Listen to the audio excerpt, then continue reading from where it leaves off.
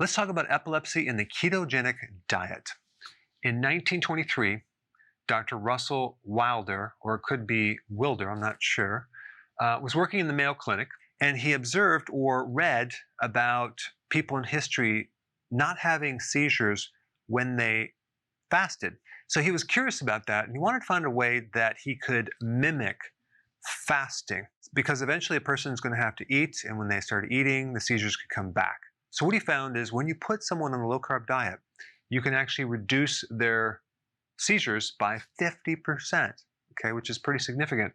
And 15% of that group completely got rid of their seizures 100%. So that began the classic keto diet for epilepsy.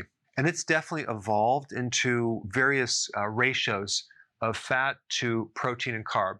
So you could do a 4-to-1 ratio where you have 4 times as much fat to protein and carb, or 3-to-1, or 2-to-1, or even 1-to-1.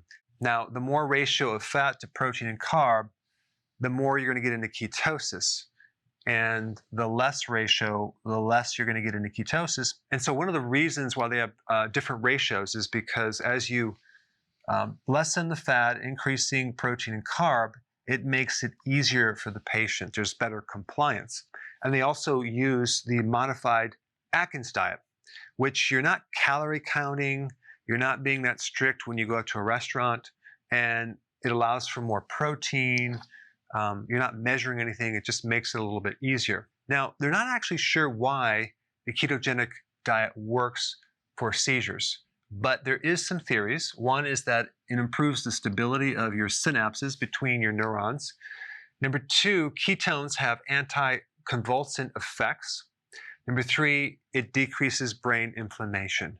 It could be a combination of all 3 of these things. I do know that the brain prefers ketones over glucose because it runs more efficiently.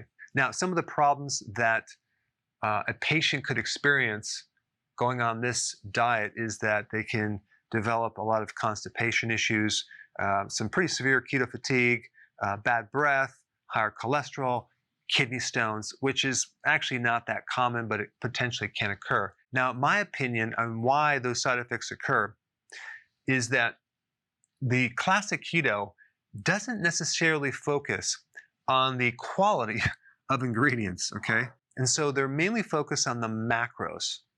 They have a powdered drink that is literally, soy oil, maltodextrin, casein.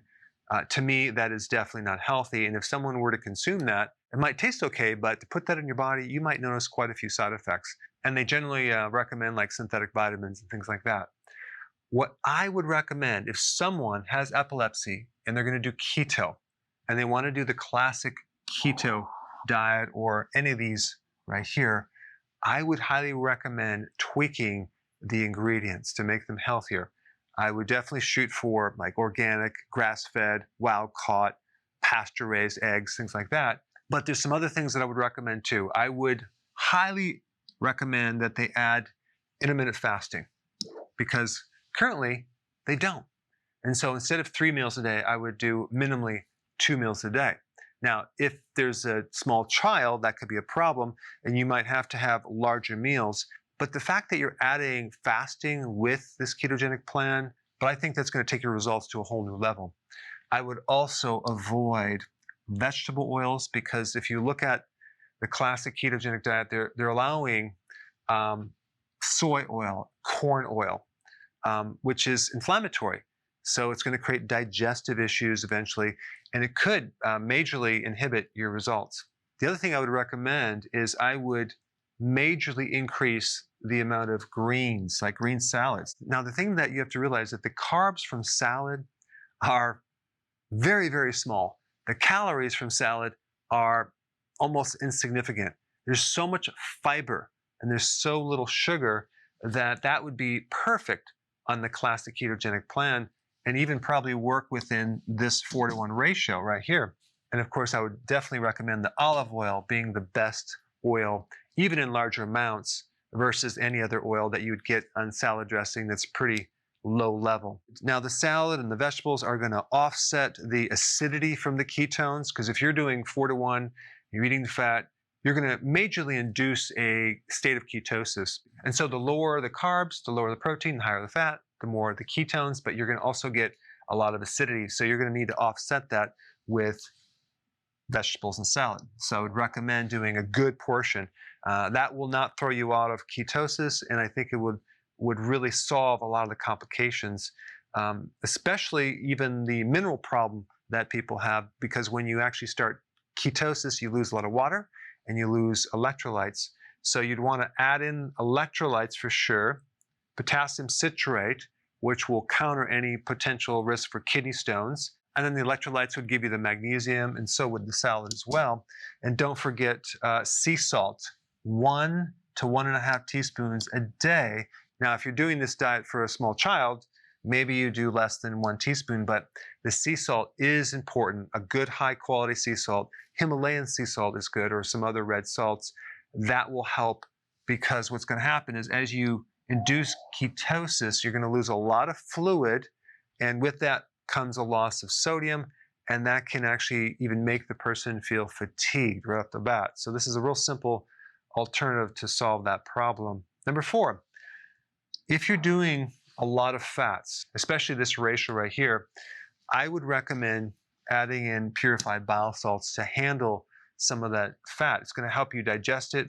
You're going to lessen the side effect of nausea and bloating and even high cholesterol, because bile, which is produced by the liver, stored in the gallbladder, helps to regulate cholesterol. It helps to break down fats.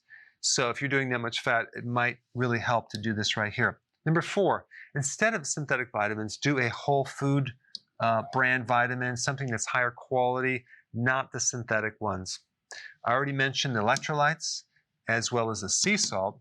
Now, for those of you that have epilepsy, or you have a child that has epilepsy and you want a healthier version of the classic keto, I put a link down below so you can download some examples of some good meals that you can use to help get you in ketosis, but to do it in a healthy way. Hey, before you go, real quick, I have a course entitled How to Bulletproof Your Immune System. It's a free course. I want you to take it, and here's why. Here's you. Here is your environment. Everyone is focused on this over here, avoiding your environment. But what about here? What about strengthening your immune system? That's what's missing. This course will show you how to bulletproof yourself, and so you can tolerate and resist your environment much better by strengthening your own immune system. I put a link down in the description right down below. Check it out and get signed up today.